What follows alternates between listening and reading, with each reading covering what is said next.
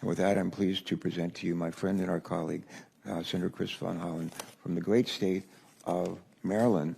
The three of us, Delaware, Maryland, and Virginia together, are Delmarva. Delmarva. He's my Delmarva buddy. All right, nice round of applause. Thank you, Tom. Thank you, Tom Carper. Thank all of you for joining us today for this important occasion. And I do, at the outset, want to thank Tom Carper, whose birthday was yesterday. If we could all give him a big happy birthday round of applause. And he has been consistent. He has been consistent in terms of pursuing what is just and what is right. And I'm proud to be your partner in this effort. So thank you to Senator Tom Carper. My good friend, Congresswoman Eleanor Holmes Norton, who I serve with on the House and who's been just steadfast in this effort. Thank you for all your efforts over many years, and congratulations on getting it passed out of the House 2 times, historic measures. And of course, to the Mayor Bowser, and to D.C. Council Chair Phil Mendelson, thank you both for your leadership on behalf of the people of the District of Columbia. We're here because it's simply wrong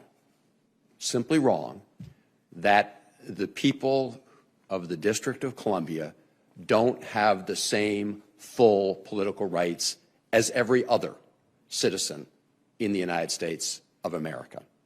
We're here because it's wrong when you drive from my state of Maryland, that jurisdiction, and you cross the line into the District of Columbia, you go from a jurisdiction that has 2 voting senators and a voting member of the House of Representatives to a jurisdiction that does not have that representation in the Senate or the House.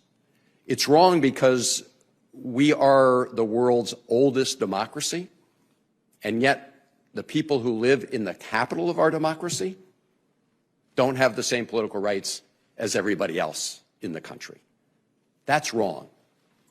And if you think back to January 6, 2021, that fateful day here on the Capitol, when our Capitol was under attack, when our democracy was under attack, the Capitol Police responded, but so did the Metropolitan Police.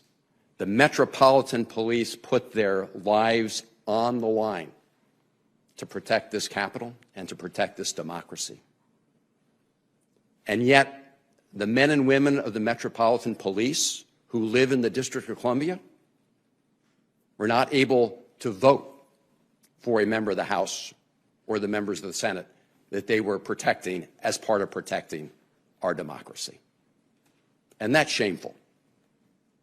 Now, if you look at what's happening in the House right now, you have members of this very right-wing Republican majority who are actually talking about further dragging us backwards.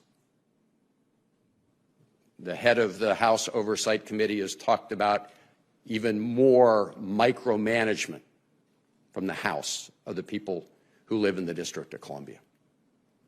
I would suggest that these members of Congress should have their hands full dealing with their own congressional districts and other issues in the country rather than trying to dictate to the people of the District of Columbia and impose their will over the will of the mayor and members of the council who are elected by the people of the District of Columbia.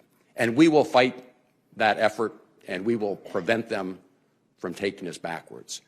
But the only way to assure that we move forward on a permanent basis is to grant D.C. statehood, to make sure that those D.C. residents who go to war to defend the country, who pay those taxes, who defend the Capitol, that they have a full voting member in the House of Representatives and 2 voting senators as part of statehood.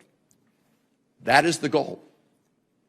As Senator Carper said, things that are hard are worth doing when they're right, when you're right. Frederick Douglass, the great American abolitionist, orator, leader, born into slavery in the state of Maryland, said, "If there is no struggle, there is no progress.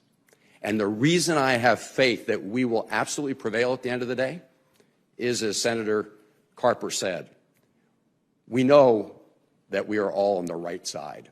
The right side of this is to assure fairness, to assure equality, to assure equal justice. And as Dr. King said, the arc of the moral universe is long, but it bends toward justice, and we will keep pulling and pushing until we make sure that the people of the District of Columbia have justice, and that means statehood. So we're going to keep the march going. We will prevail. We will prevail. And with that, let me introduce somebody who's been at the front of that march, along with Congresswoman Eleanor Holmes Norton and others, somebody who's there defending our democracy and our Capitol every day, as she also represents the people of the District of Columbia as the Mayor Muriel Bowser.